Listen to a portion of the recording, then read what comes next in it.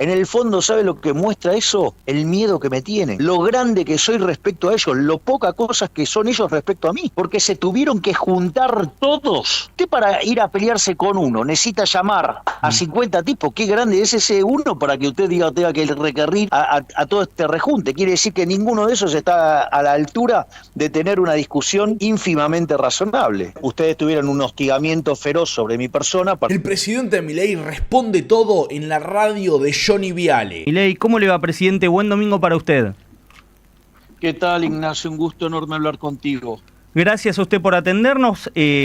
Muchos temas para conversar con usted, lógicamente, para despejar dudas, para tratar de entender hacia dónde va el gobierno y hacia dónde va la Argentina.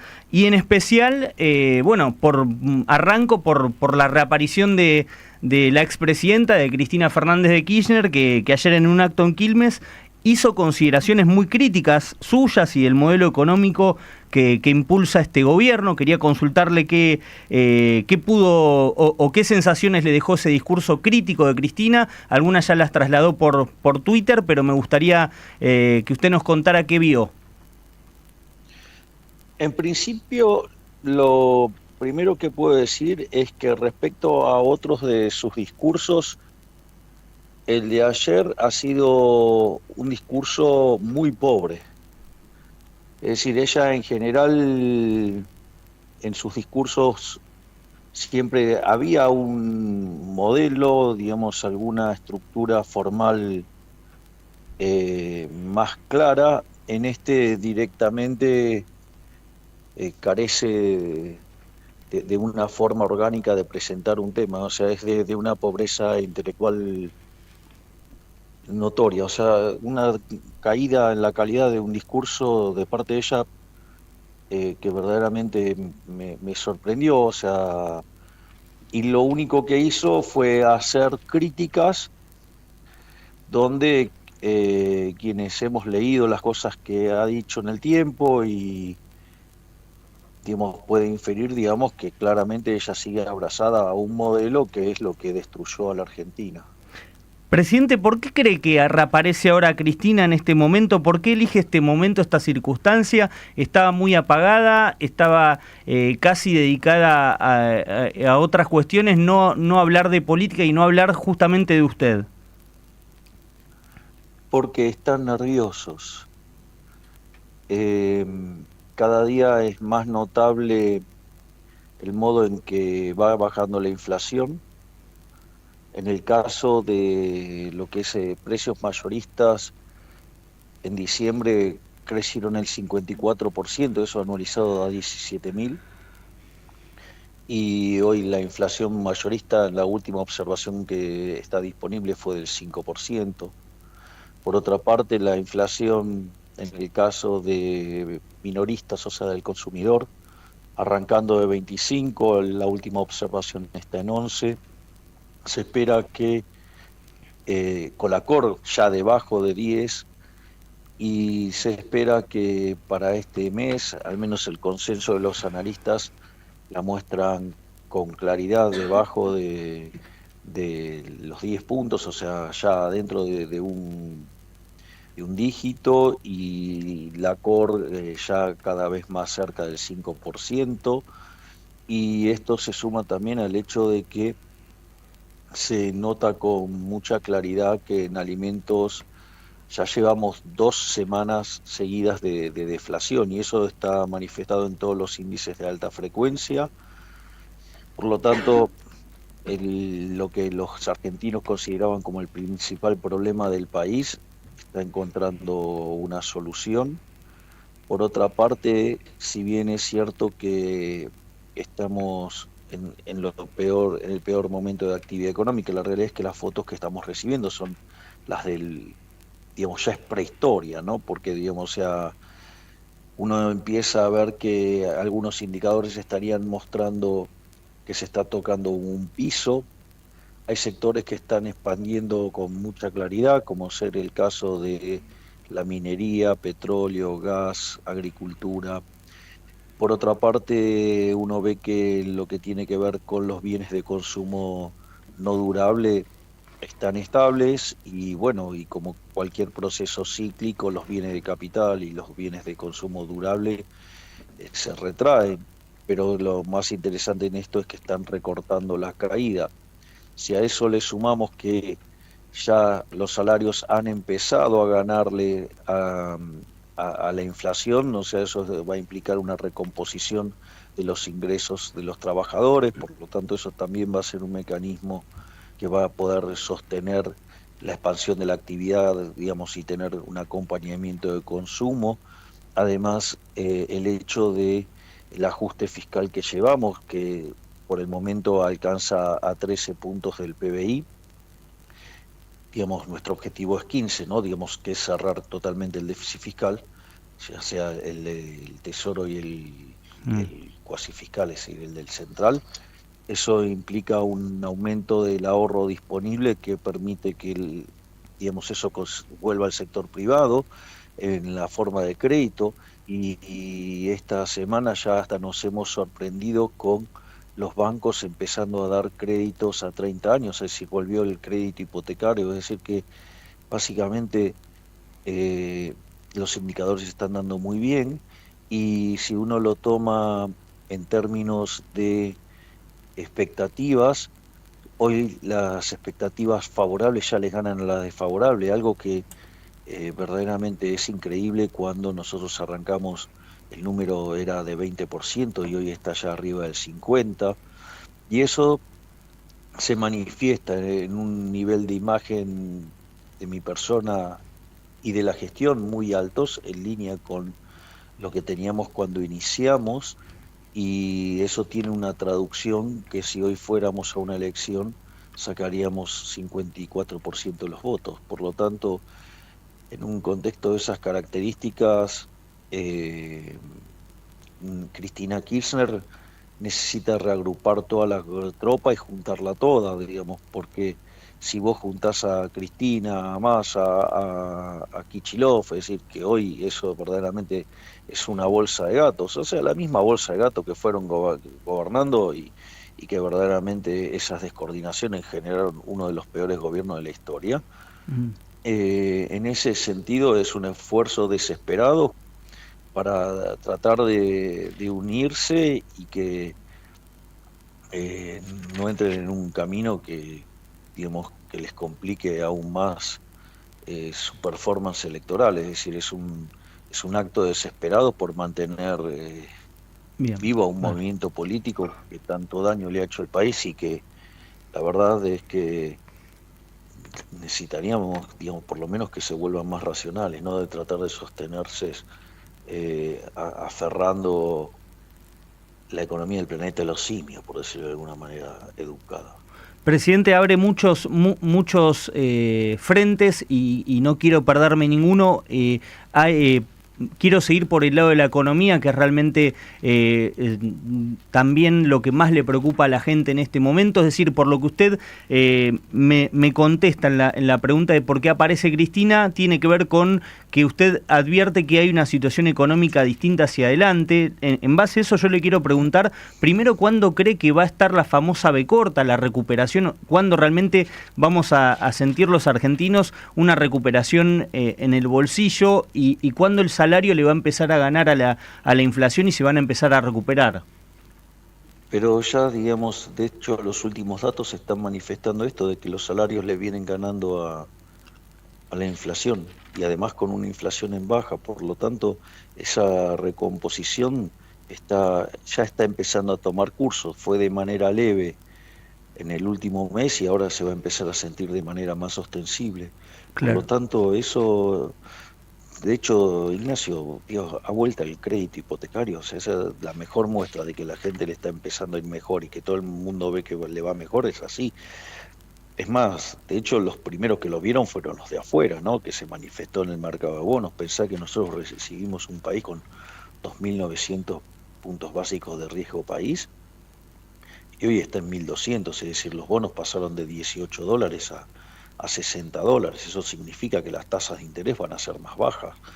Las tasas de interés más bajas no solo que te permite, digamos, generar crédito, sino que además eso vos lo podés traducir en crecimiento. Entonces, en general, además, cada vez que la tasa de interés baja de esa manera, digamos, o sea, termina siendo expansivo. Y después hay otros elementos que también contribuyen a la expansión, ¿no? Digo, el hecho de que Argentina sea una economía que está subcapitalizada, es decir, después de 20 años de destrucción populista del capital, eso te da una base para que vos puedas crecer genuinamente si estabilizás. Y además, imagínate que si vos 15 puntos del PBI que vos le sacabas al sector privado para financiar a la actividad parasitaria del Estado y eso lo pones de vuelta a disposición del sector privado, eso también, digamos, va a generar un boom de crecimiento. Por lo tanto, es una cuestión de saber esperar. O sea, te imaginarás que no sos el único que está ansioso en ver que los números mejoren, pero el punto es que los números están mejorando. Para que se sienta tarda un poquito más. O sea, digamos, en lo que es el sentimiento, digamos, vos primero lo observás macroeconómicamente y después eso se materializa en términos micros, de modo tal que le resulte tangente a la gente. Claro, usted dice la foto que estamos viendo de números son números viejos, son atrasados. Son números viejos, claro, exacto. Ok. Pero cuando vos mirás números anticipados, ves que todos los números son mucho mejores. Claro. Y de hecho, por algo las expectativas de la gente están creciendo muy fuertemente. Te propongo ver lo que es la encuesta de Areco, o sea, digo, la que hizo Julio Aurelio, y vas a ver, digamos, cómo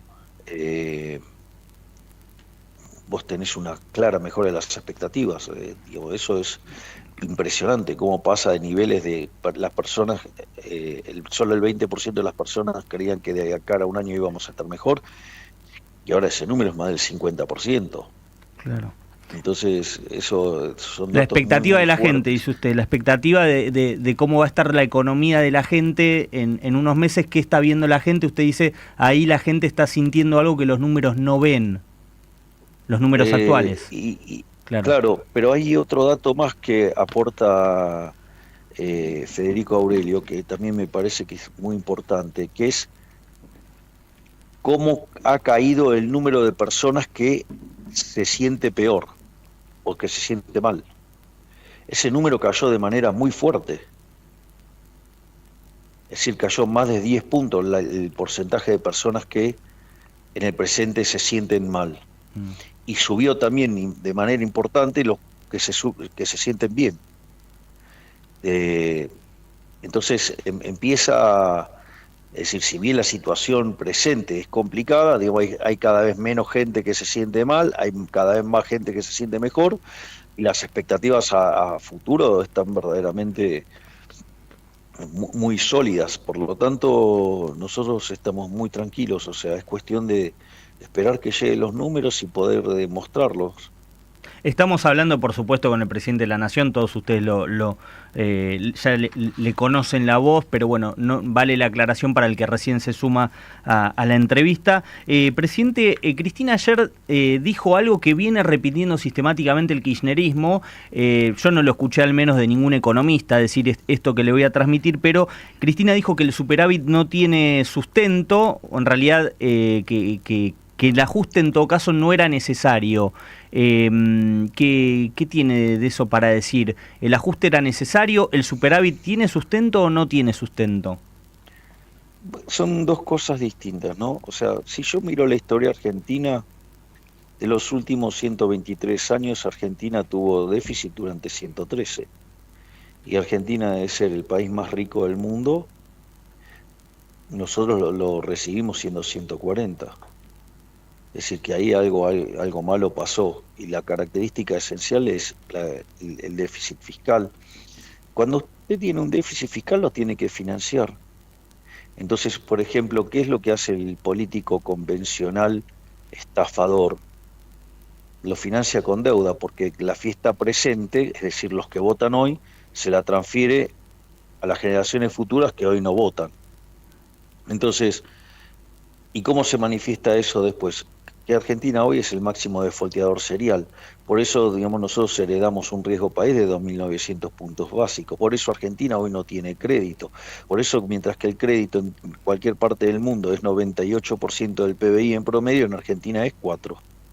Claro. Digo, si usted no tiene crédito, si no puede invertir, si usted no invierte, no acumula capital, si no acumula capital, los salarios reales no mejoran, por ende tiene más pobres y más indigentes.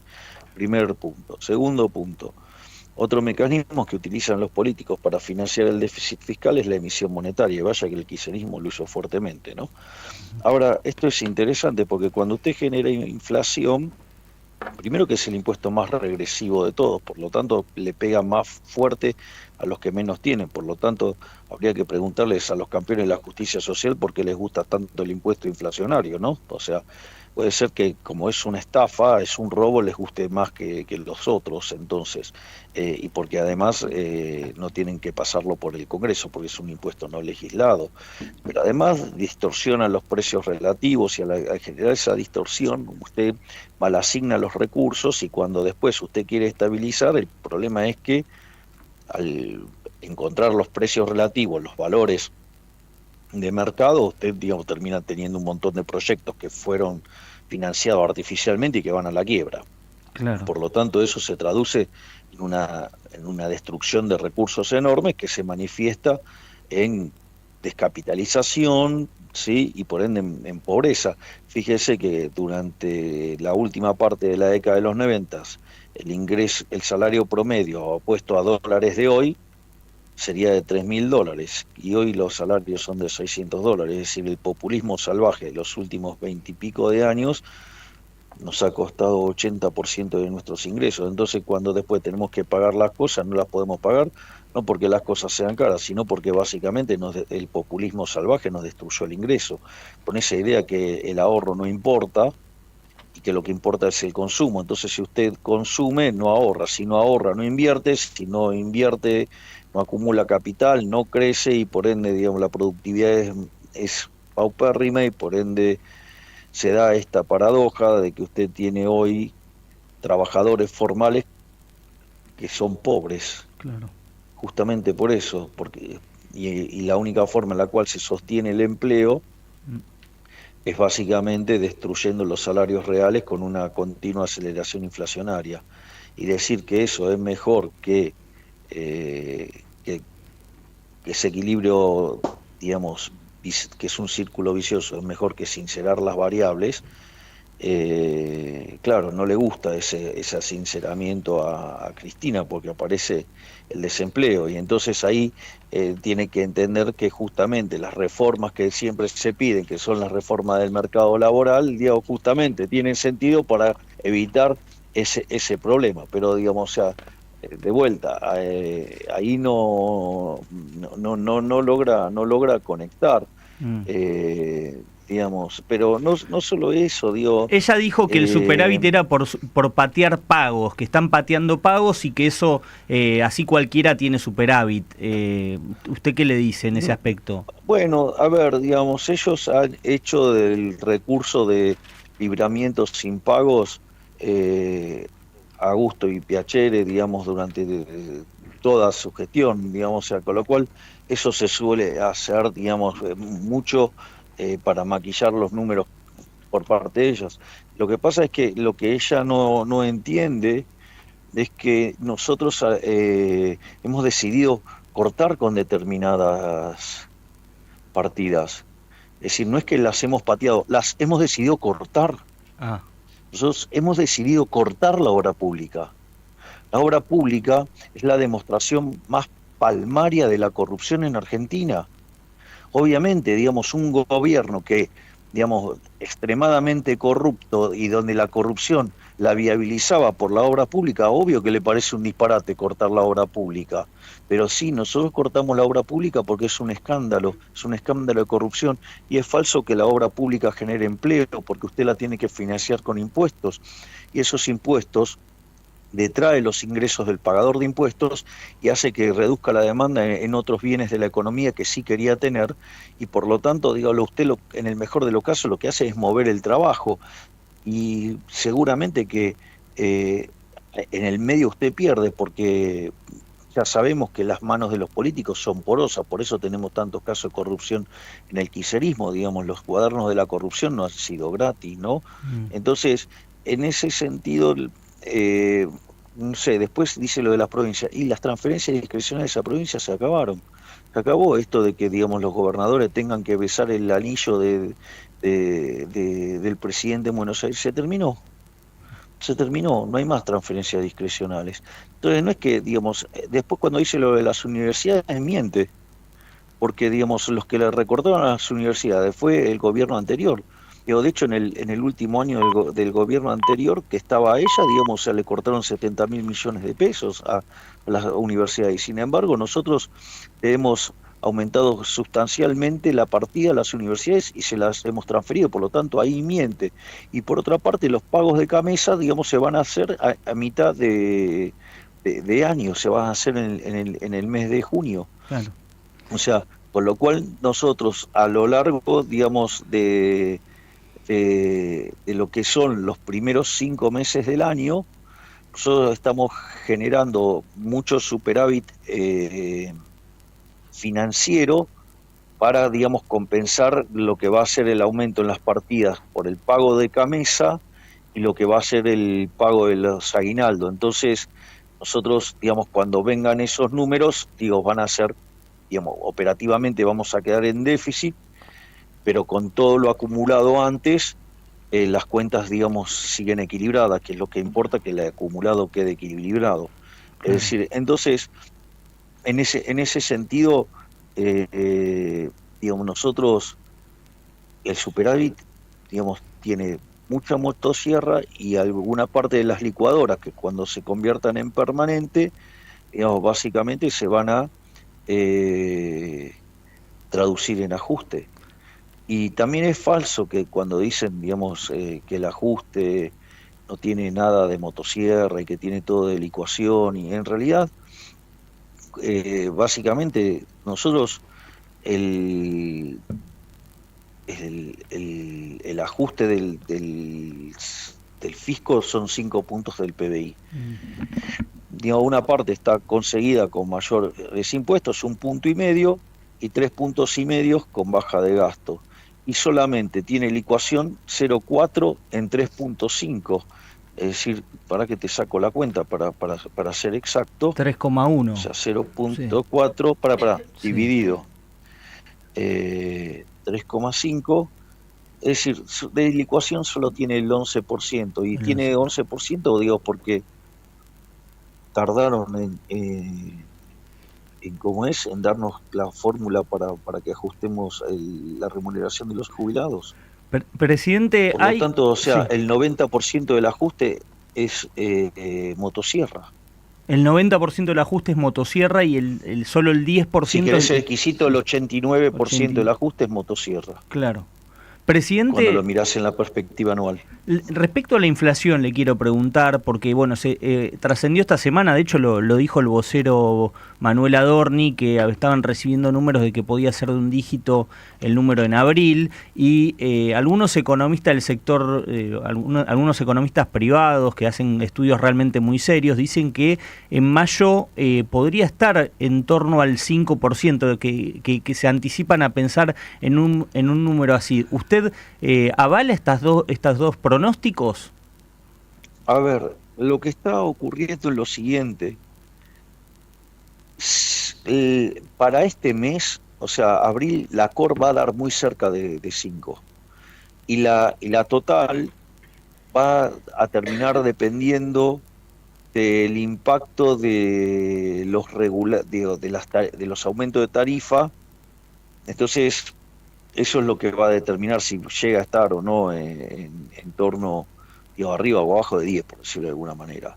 Pero digo, el mes que sigue, lo que vos tenés es que vas a tener mucha más dominancia de los elementos de la COR, y claramente, digo, sin dudas, en mayo tendría que estar en un dígito y cada vez más cerca digamos, del 5%, pero de vuelta, eso es Mm. si nada raro ocurriera, digamos, pero bueno, digo, la vida también pasan cosas, así es que por eso nosotros en general, digamos, no hacemos proyecciones, o sea, pero eso es Claro. lo que estarían mostrando los números de los analistas. Claro, claro, claro. Presidente, el mensaje para los jubilados, en este programa escuchan muchísimos jubilados, usted lo ha podido escuchar en algún momento, escucha muchos jubilados. ¿Cuál es el mensaje para los jubilados de cara a lo que viene? Cuando haya una recuperación sostenida, ¿el gobierno va a de alguna manera a compensar lo que perdieron en este tiempo? A ver, Ignacio, el tema es el siguiente, los jubilados con la fórmula que venía, ¿sí? Hubieran perdido 2 puntos del PBI este año. Con la de Alberto Fernández. Exacto. Nosotros estamos haciendo una recomposición que le devuelve 1,6. Ese 0,4 que se pierde en rigor es lo que estuvo perdiendo ahora. Ahora ya digamos, para los jubilados ya viene la recuperación. Para los jubilados viene ahora la recuperación. Ah. Exactamente. Bueno, es interesante. Por eso envié ese DNU. A ver, ¿por qué, presidente? ¿Por qué? Porque muchos lo cuestionan por el DNU, claro. Y para que, digamos, empiece ya a correr el ajuste por inflación y para que recomponerle los ingresos a los jubilados. Claro. O sea, sin su DNU, usted dice, los jubilados hubieran perdido muchísimo más. Exactamente. Presidente, esta semana hubieran perdido, digamos, al cierre del año terminan perdiendo 2 puntos del PBI. 2 puntos del PBI. Entonces nosotros le estamos devolviendo 1,6. Pero yo no tengo la culpa, digamos, que el Congreso me trabe las cosas y que básicamente se haya convertido la política en una máquina de impedir. Lo que usted tiene que tener en cuenta también es que nosotros obramos con las herramientas que tenemos. O sea, el Congreso fue una máquina de impedir hasta este momento. Bueno, ahora parece que o sea, la todo ley... lo que estamos sí. logrando es a pesar de la política, pero no a pesar de la política porque la política no acompañó, a pesar de la política obstructiva y destructiva que llevaron muchos, digamos, partidarios de la oposición. Ahora parece que hay un principio de acuerdo por la ley bases, eso usted lo sigue con atención. Imagino que bueno, de hecho el gobierno ha hecho otro recorrido para sumar voluntades y parece que está encaminado. ¿Usted cree que va a salir esa ley? A ver, eso es un tema que está llevando de manera muy, muy intensa el ministro Francos, que estuvo hablando con usted la semana pasada, así que tiene ahí mejores detalles de cómo viene eso. Claro. Digamos, yo cada vez que hablo con el ministro Francos lo veo muy optimista. ¿Está conforme con el trabajo de Francos? Estoy conforme con todo el trabajo de todos mis ministros, son maravillosos. Claro. Si no, ya los hubiera echado. Esta semana justamente tanto Santiago Caputo, su principal asesor, y Sandra Petovelo, la ministra de Capital Humano, fueron cuestionados por la marcha universitaria, presidente, que quería bueno, conocer su visión sobre estas críticas que recibieron estos dos ministros y también un balance sobre la marcha. Lo leímos en Twitter, por supuesto, pero es interesante saber qué vio, porque bueno, muchos dicen, dentro de ese millón de personas que se movilizó en todo el país, había muchos simpatizantes y votantes de Javier Milei. Eso último es falso, pero no importa, es una mentira que están intentando instalar desde la oposición. Es mentira. Pero, ok, pero vamos a las cosas. Digo, ¿por qué es cuestionada recurrentemente Sandra Petovelo? ¿Lo puedo contestar con una pregunta? Bueno. ¿A usted le consta que todos los días está saliendo un montón de casos de corrupción? Sí, la mayoría de denuncias de su gobierno la hace Sandra Petovelo, es cierto eso, sí. Sí, de hecho ayer conocimos una nueva. Contestó la pregunta que venía atrás también. Es decir, a ver, la ministra Petovelo es una máquina de descubrir, digamos, actos de corrupción y los denuncia y los lleva a la justicia todo el tiempo. Entonces, cuando le toca el negocio a alguno, obviamente los grupos de poder responden y la van a operar. ¿Por qué? Y porque es quien está llevando a cabo el trabajo de depuración más profundo que se conozca en la historia argentina. Es decir, ahora, obvio que entonces, digamos, los que tengan poder de lobby van a afectar y van a jugar sus fichas para tratar de llevarse puesta a la ministra Petovelo, porque básicamente les está destapando todos los curros, toda la corrupción. O sea, por lo tanto, se imaginará que yo no estoy dispuesto a entregar a una ministra que está haciendo un trabajo excepcional, terminando con todos los curros que había vinculado a las políticas sociales. Claro, El primer punto. Sí. Primer punto. O sea, segundo punto. Lo que tiene que ver con la marcha. Lo que uno tiene que entender es que el reclamo puede ser un reclamo genuino, por decirlo de alguna manera, pero construido sobre una mentira. A ver. Es decir, claro, porque, a ver, nosotros nunca dijimos que vamos a cerrar las universidades. Nosotros nunca dijimos que le íbamos a quitar financiamiento. Nosotros lo único que pedimos y que buscamos es que como las universidades públicas están siendo financiadas por los pagadores de impuestos, los números tienen que ser auditados. Es decir, ¿y quién no quiere ser auditado? Y los ladrones no quieren ser auditados. Si los números fueran transparentes, podrían ser auditados. Pero, ¿quién no quiere ser auditado? Y el que roba. Entonces, tomaron una causa noble, la política la prostituyó, armó una falacia del hombre de paja, dijo que nosotros queríamos hacer cosas que nunca dijimos que íbamos a hacer, y nos criticaron por lo que ellos dicen que nosotros dijimos que íbamos a hacer. O sea, una construcción, digamos, de una miserabilidad. Digo, esto fue la campaña del miedo de Massa, digamos, en la campaña electoral. Fue la reedición de la campaña del miedo. Fue lo mismo. Y claro, entonces toman una causa noble y la prostituyen con un objetivo político. ¿Y dónde se ve esto de mejor manera? Se ve en quiénes fueron las caras de esa marcha. ¿Quiénes fueron las caras de esa marcha? Bueno, usted puede decir, sí, estaban los estudiantes. A ver, ¿y quién más estaban con los estudiantes? Bueno, estaban, por ejemplo, la CGT. Estaba Pablo Moyano. La verdad que no los veo muy compatibles con eso. Estaba el ala progresista, digamos, de la Unión Cívica Radical.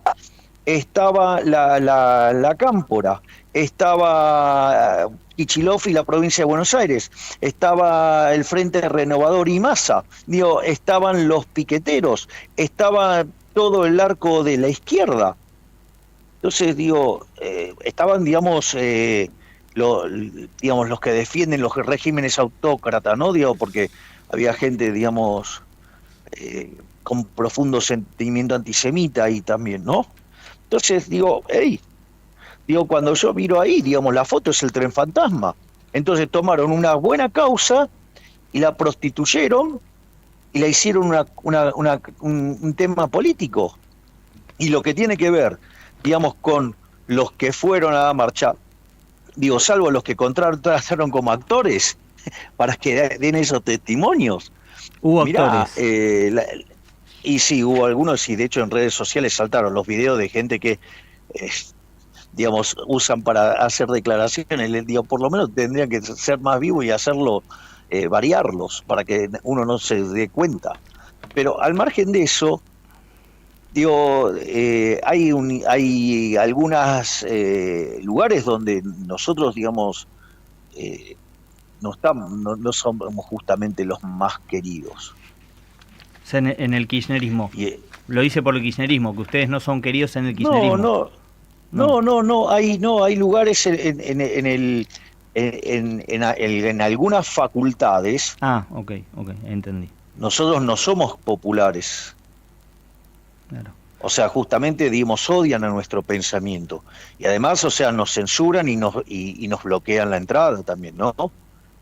Sí, son bastante totalitarios. Claro. ¿En dónde? ¿En economía, por ejemplo? ¿En la Facultad de Economía?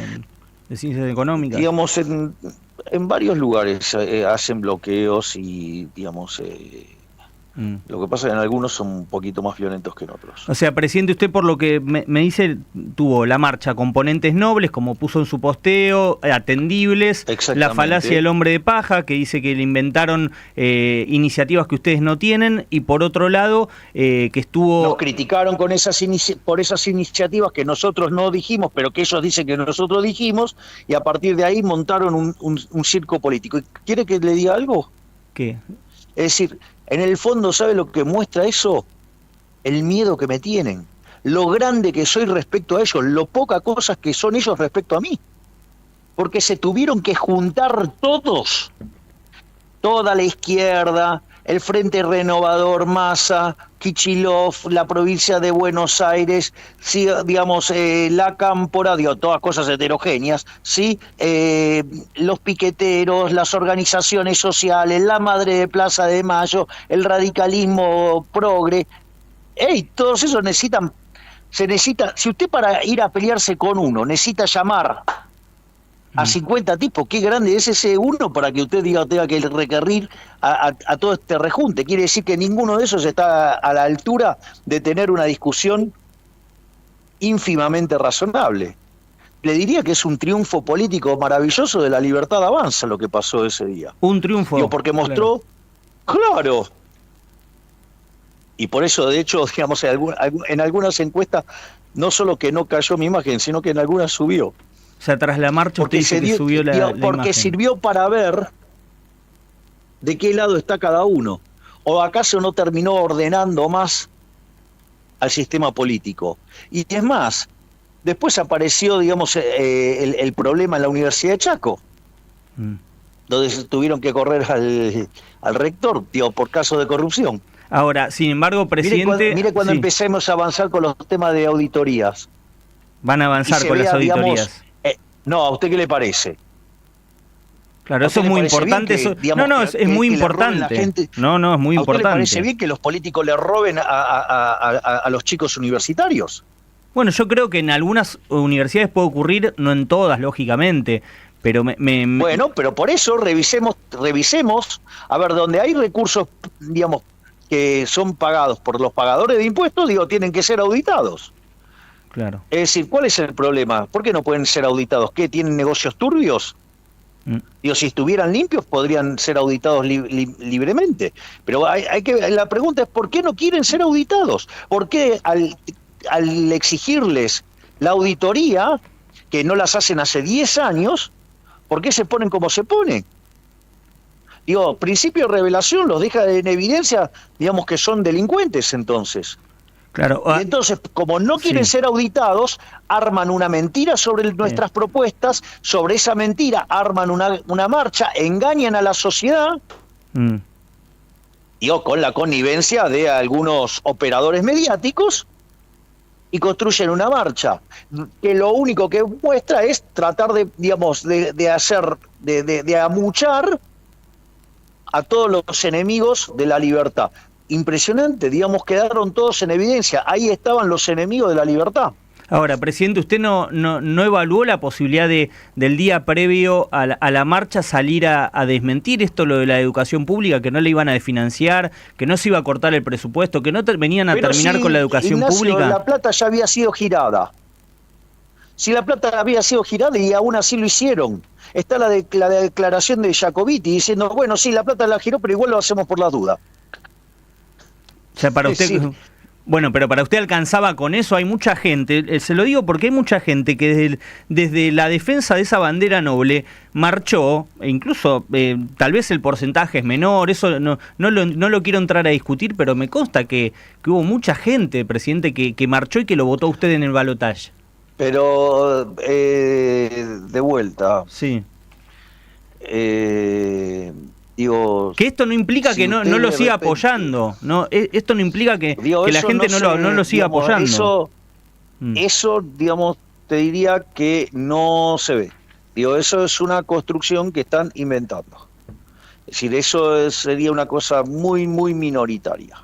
Muy minoritaria, dice usted. Bueno, es importante que usted diga lo que cree. Perfecto. Sí. Perfecto. Y si vamos a hacer, efecto impacto, la cadena que yo hice el día anterior, digamos, llegó casi a la mitad de los argentinos, o sea, que lo cual le llegó a 23 millones de personas. Claro. Si lo miro en términos del tuit de respuesta, tiene 10 veces más de lo que se movilizó acá. O sea, bueno, sí. o más todavía, pero bueno, no importa. O sea, usted dice que le terminó beneficiando más porque revela a la oposición y revela qué intereses defienden esas buenas banderas. Okay. Exactamente, muestra cómo hace política la vieja política. Toma una causa noble, en realidad frente a un curro, frente a algo turbio, un pufo de la política, lo disfraza de una causa noble, engaña a la gente y termina haciendo política, y los terminó dejando de manifiesto que son los enemigos del progreso, son los enemigos del bienestar, son las mismas caras que hundieron a la Argentina. ¿O usted cree que, digamos, o sea, Argentina sale con las ideas de Delía, con las ideas de los piqueteros, con las ideas de Kicillof, con las ideas de la Cámpora, con las ideas de la izquierda, con las ideas de las madres de Plaza de Mayo? Digo, con las ideas de la CGT, con las ideas de Moyano. Digo, esas ideas son las que en los últimos 100 años destruyeron el país. Bueno, estaban todos ahí. Y son tan débiles que para enfrentar a un solo espacio se tuvieron que juntar todos, y aún así, digamos, con el correr de las horas la gente se va dando cuenta que en realidad usaron una causa noble y la prostituyeron para hacer política de la más rancia y decadente que tiene Argentina. Presidente, lo quiero llevar a... Esta semana hubo, en medio de la marcha incluso, un pronunciamiento muy claro, muy contundente de la Corte Suprema de Justicia en favor del DNU. Rechazó una presentación que hizo el constitucionalista Andrés Gil Domínguez. Ya se suma a otros pronunciamientos que hubo por parte de la Corte Suprema. Le quiero consultar por la relación con la Corte Suprema, ¿cómo la definiría usted? En base a esto que ha ocurrido en los últimos tiempos, y si le hubiera gustado que los fallos salieran antes. Bueno, yo creo que si hubieran salido antes, hubiera habido menos tensiones políticas, o nos hubiéramos evitado algunas barbaridades que se han dicho en el Senado para justificar los votos. Hubieran quedado más expuestos los senadores frente a qué es lo que no les gusta del DNU, porque el DNU básicamente tiene devolver libertades individuales a los ciudadanos, ir a estructuras de mercado más competitivas y terminar con los curros de la política. Me parece que el problema estaba con la última parte, y por eso, digamos, o sea, pero bien, ahí de vuelta, esa votación que dicen que es mala, digo, a ver, nosotros tenemos 7 senadores, votaron 25 a favor. A mí me parece que es impresionante eso, cómo ha mejorado la aceptación de las ideas del cambio hacia la libertad. Y lo más interesante es que todos los que quedaron en rojo, los que votaron en contra, está claro que son los enemigos de la libertad, digamos, que son los que quieren seguir utilizando el Estado para estafar a los argentinos. Claro. Claro. Es decir, usted por lo que me dice, infiero que le hubiera gustado un fallo más rápido de la Corte Suprema y yo creo que si la Corte Suprema hubiera fallado más rápido, hubiera bajado niveles de tensión y hubiera ayudado más a los argentinos. Pero bueno, es un poder independiente, claro, y tiene sus tiempos y hace lo que le corresponde acorde a lo que el criterio que la Corte determine. Y hacia adelante, presidente, ¿cómo imagina ese vínculo? Usted sabe muy bien, yo se lo tengo que decir porque lo he dicho muchas veces, yo he sido muy crítico de la postulación del juez Ariel Lijo, sobre todo por justamente las cosas que van trascendiendo de su hermano, de Alfredo Lijo, algunas cuestiones que son vidriosas, y la verdad que es una elección que el nombre del Lijo que ha generado mucho ruido en sectores republicanos, en sectores que han hecho mucho por la defensa de la República y que tienen en la justicia la única esperanza de que la Argentina cambie, porque bueno, el avance contra las causas de corrupción tiene que ser foco central de una república, y la verdad es que los accionarios del hijo han dejado mucho que desear. Yo le quiero consultar por qué eligió al hijo. A ver, yo le hago una pregunta. Pregunta, ¿quién lo metió preso, Vudú? Ariel Lijo. La tengo con Alfredo Lijo, mire listo. usted.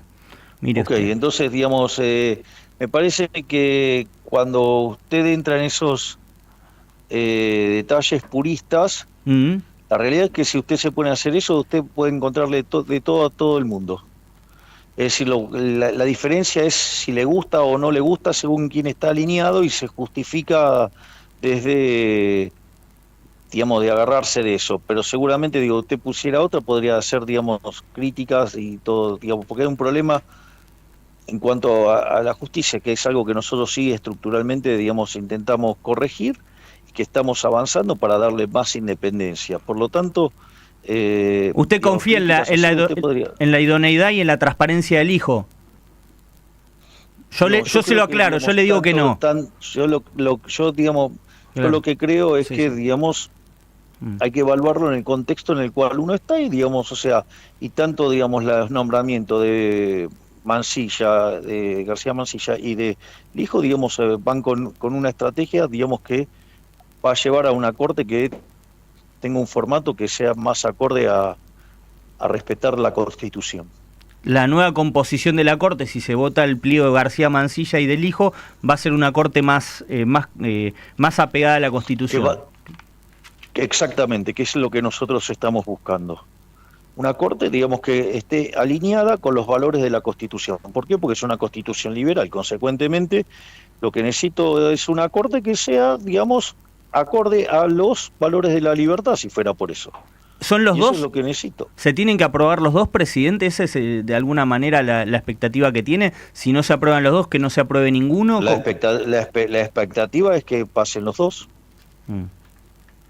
¿Y cree que tienen los votos usted, presidente? ¿Usted por lo que habla con francos, con...? Están trabajando en eso. Claro. ¿No le hace ruido, presidente, que las causas contra el kirchnerismo estén tan retrasadas? No se lo digo por Lijo solamente en este caso, digo en general. ¿Le gustaría que hubiera más celeridad? Usted dice, Petovelo denuncia muchas cosas, algunas parece que avanzan, otras que no, depende del juez. Bueno, pero de vuelta, nosotros somos el Poder Ejecutivo, no tenemos por qué meternos en el Poder Judicial. Lo que nosotros tenemos que tratar es darle la mayor libertad posible al Poder Judicial, Claro. no intrometernos en el Poder Judicial. Ese es bien antirrepublicano el comentario que me haces. No, le pregunto si no le hace ruido, no le estoy diciendo que se intrometa en la justicia, al contrario. Pero que digo, o sea, bueno, está bien, pero o sea, de vuelta, pero yo, digamos, tengo una responsabilidad que es el manejo del Ejecutivo, entonces no me puedo estar metiendo en las cosas vinculadas a la justicia. No, en eso yo no le pido que se intrometa, al contrario, la política se metió demasiado en los últimos tiempos. Bueno, por eso, digamos, de hecho, durante la campaña he sido agredido fuertemente por distintos sectores por no expresarme sobre cosas que tiene que hacer la justicia. Y cuando la justicia se manifestó, digamos, apoyé lo que hizo la justicia. Claro, usted lo dice por Cristina, lo pongo en contexto a la gente. Nosotros muchas veces le decíamos, ¿por qué no dice tal cosa de Cristina? Ustedes tuvieron un hostigamiento feroz sobre mi persona para que dijera cosas de Cristina, digamos, cuando, digamos, Cristina estaba siendo juzgada. Entonces, claro. O sea, yo no iba a decir nada hasta que no estuviera juzgada. El día que fue juzgada, y le caigo todo. Claro. Pero en línea con lo que dice la ley. Es decir, ¿por qué? Porque en ese momento, cuando ustedes me hostigaban, justamente era diputado, con lo cual estaba en otro poder. Entonces, si creemos en la independencia de los poderes, no podemos estar haciendo lo contrario o tratando de empantanar la opinión pública para que se parezca a lo que nosotros queremos. Claro. Eso me parece absolutamente antidemocrático, antirrepublicano, absolutamente desleal.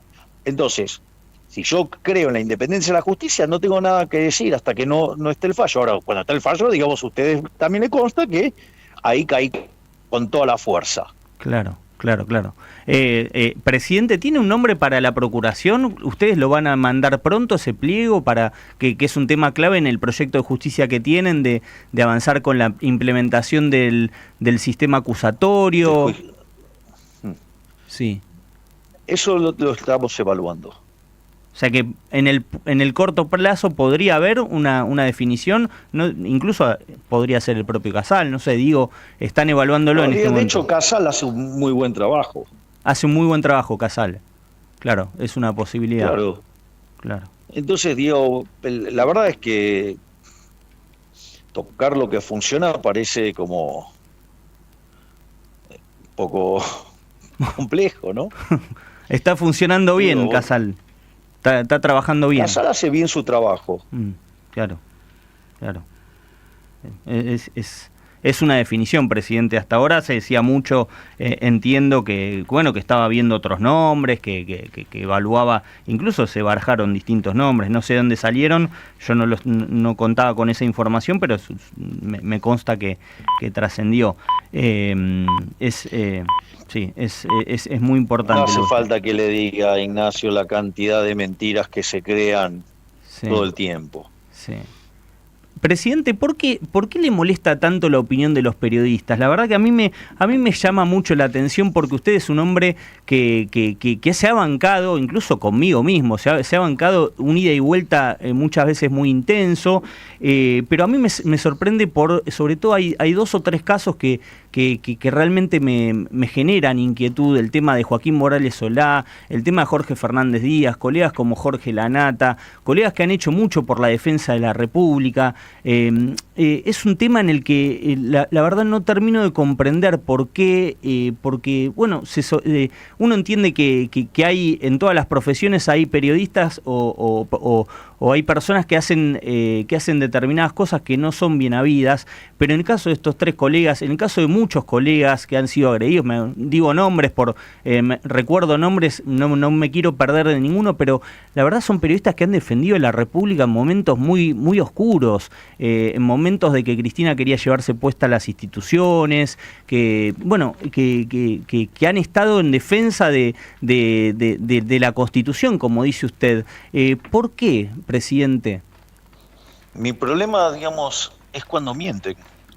Cada uno de los casos que a mí me endilgan de discusiones son cuando los encuentro mintiendo y los dejo en evidencia.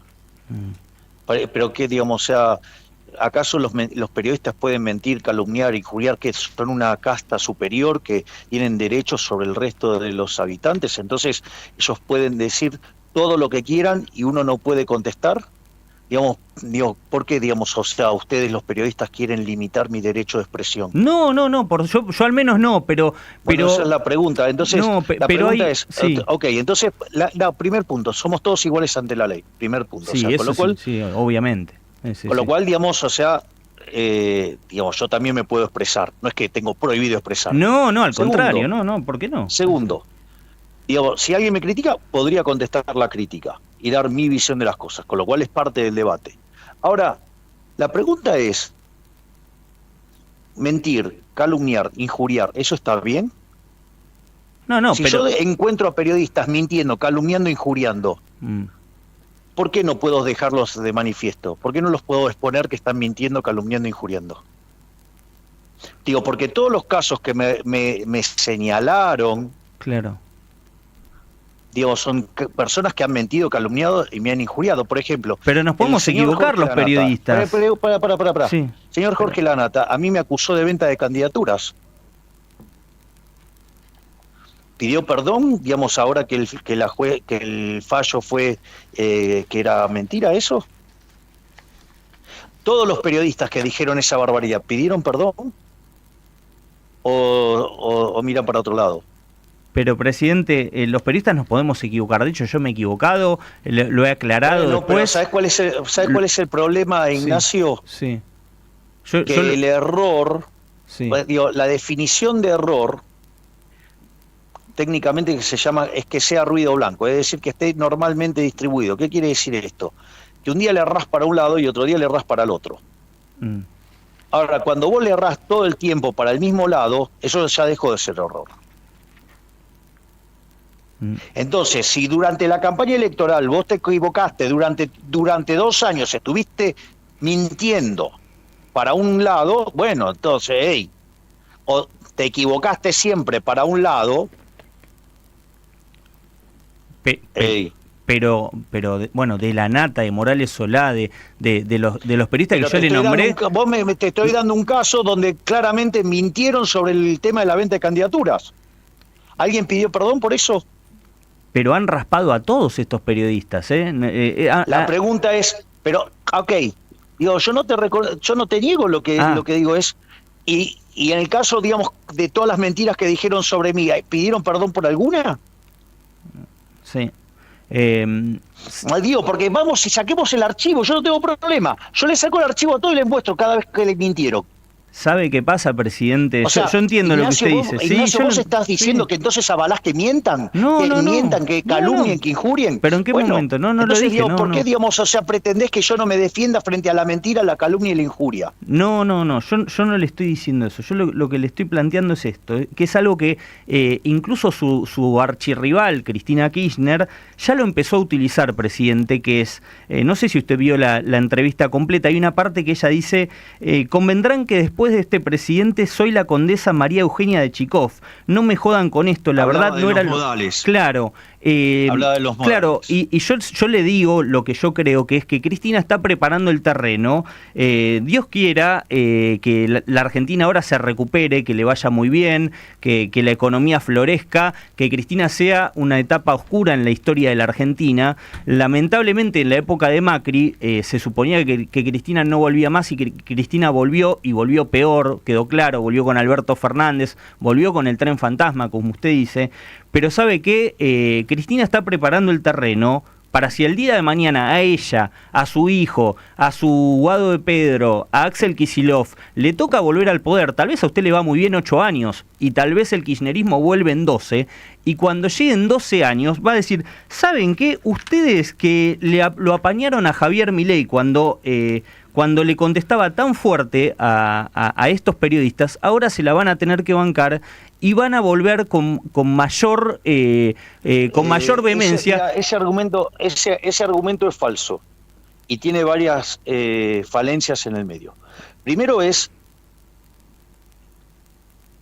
te aviso que el kirchnerismo perseguía a los periodistas. Pero claro, pero le estoy diciendo, yo se lo estoy admitiendo.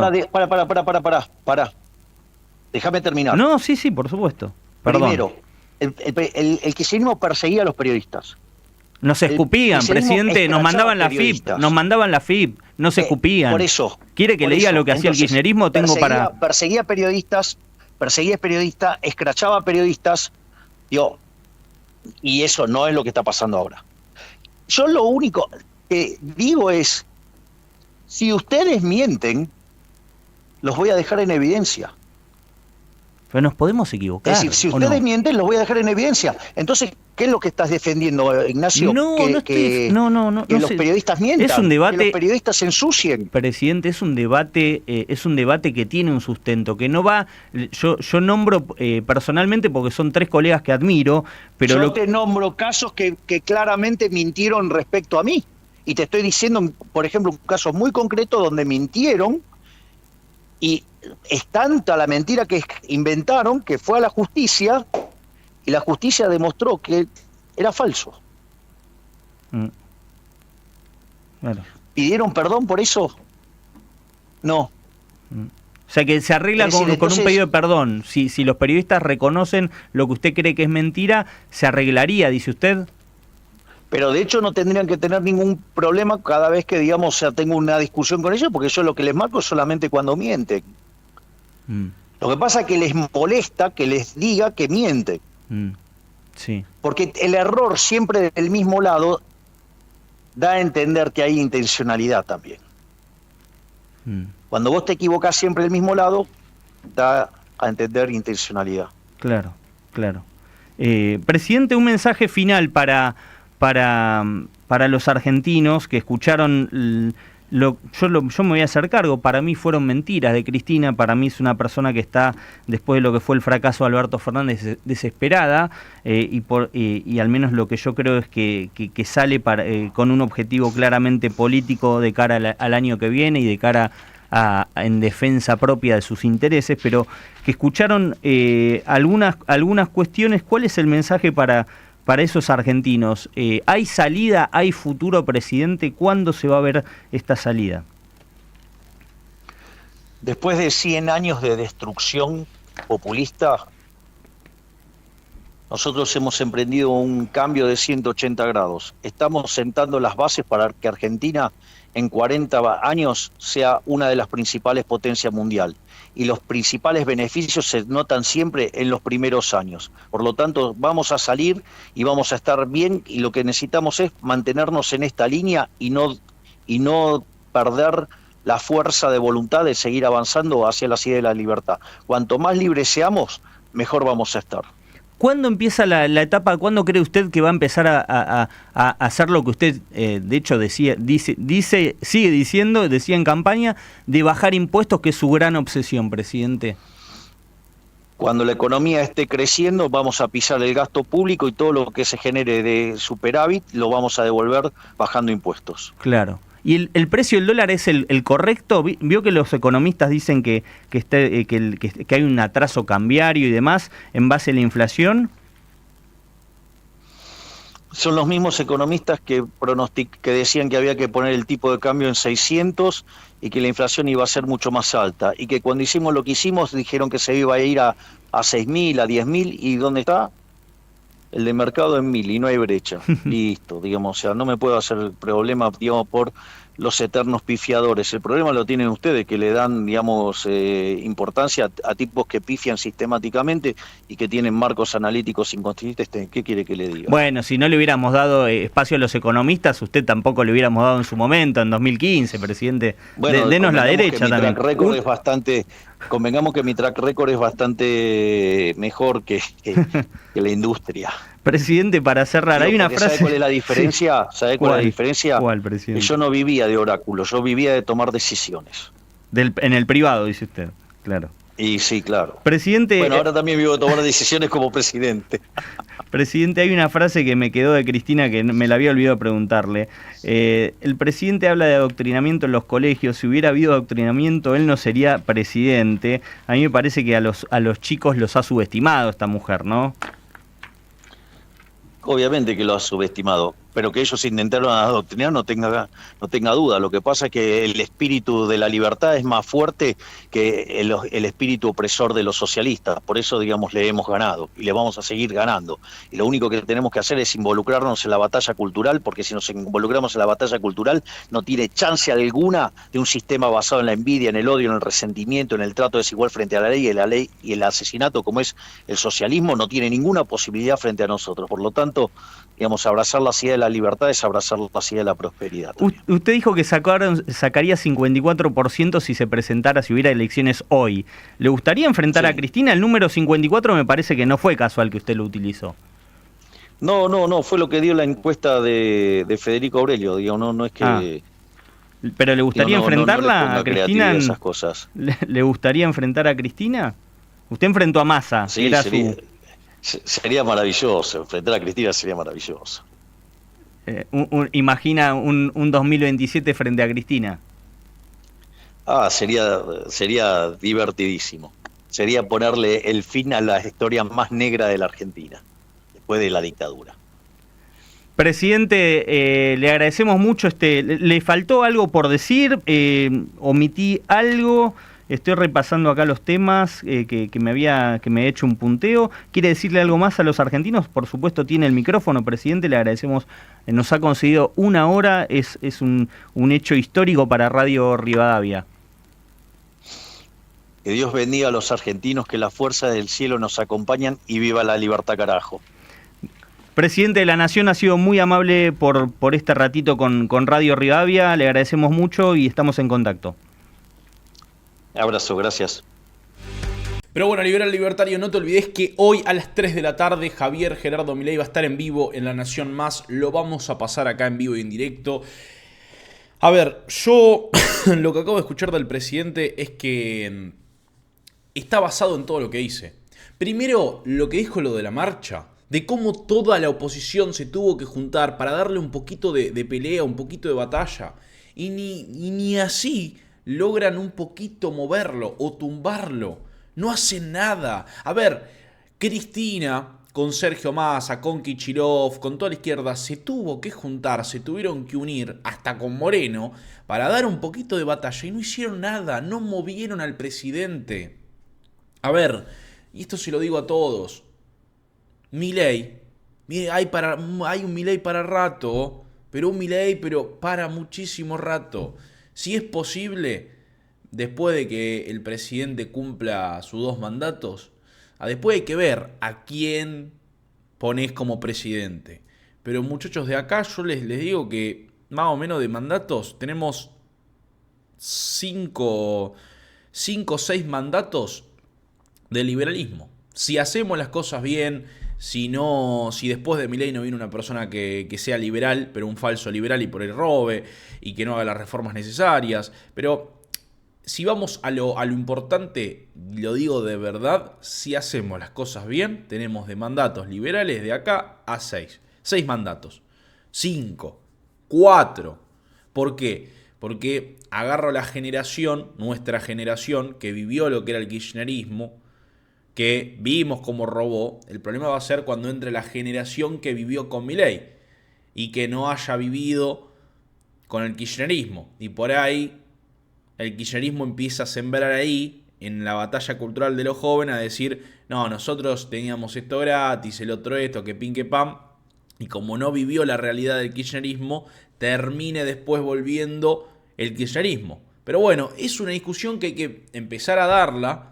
Porque el día de mañana, muchachos, cuando nosotros, vos que me estás viendo y yo tengo 21, por ahí vos tenés ahora, no sé, 20, 17, hay gente por ahí que tiene 60, y vos tenés tu nietito que recién ahora tiene 6 años, y a los 6 años no entiende nada. Después en 6 años más, cuando tenga 12, por ahí va a estar con su profesor y va a decir, no, el kirchnerismo daba esto, y le empieza a llenar la cabeza de vuelta. Entonces la batalla cultural hay que seguir dándola, la vamos a tener que seguir dándola, porque si no, el kirchnerismo, el sorderío, nos va a contaminar las generaciones futuras. Ahora nuestra generación tiene que hacer lo imposible para hacer entender a nuestros hijos, a nuestras generaciones futuras, que lo único que sirve, el único modelo justo es el anarcocapitalismo. Después de ahí el liberalismo, todo son modelos que podemos ir, pero lo más importante es entender que el socialismo genera pobreza.